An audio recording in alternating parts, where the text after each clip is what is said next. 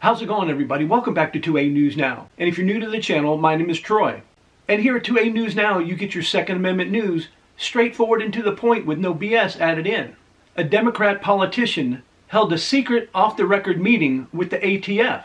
And I'm sure this happens quite a bit, but this is the first time that I've ever heard of it. The hits keep coming from the gun-grabbing politicians in Augusta. Last week, the Independent Commission studying the Lewiston shooting unanimously found that the state did not utilize existing laws to stop the shooter from carrying out the attack in October. This served as another major blow to the anti-gun groups in Maine, who previously stated they wanted to pass extreme gun control in response to the events in October.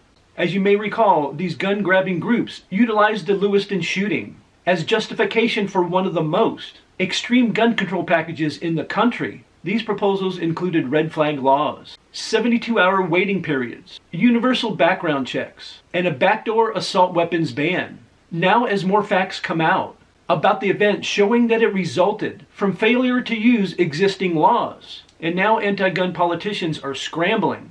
And it's not a surprise, in the days following the commission's report, New York billionaire Michael Bloomberg and his political apparatus in Maine have pledged to spend $235,000 over the next few weeks in an attempt to sway lawmakers and tip the scales in their favor. In a recent fundraising pitch, these groups claim to have an incredible opportunity right now to pass the strongest package of gun safety legislation in decades, maybe even ever, and said, if we don't do it now, I'm not sure we can. This desperate plea to spend massive amounts of money to sway the political process is not new to Michael Bloomberg or to the state of Maine. Just a few years ago, Michael Bloomberg unsuccessfully spent millions of dollars to pass universal background checks in Maine, but was handily defeated by the citizens. But this gross attempt to tip the scales is not only happening through the media campaigns, it is also happening right in the halls of the state house. Bloomberg politicians like Senator Ann Carney, and of course she's a Democrat,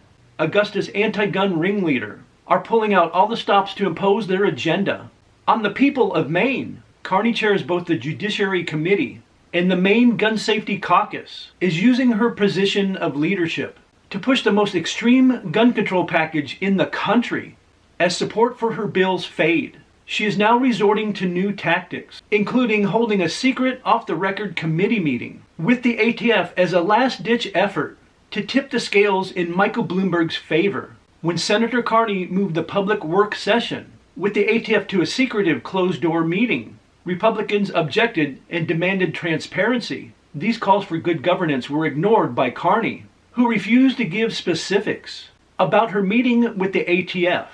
I personally think what State Representative Carney did is sickening.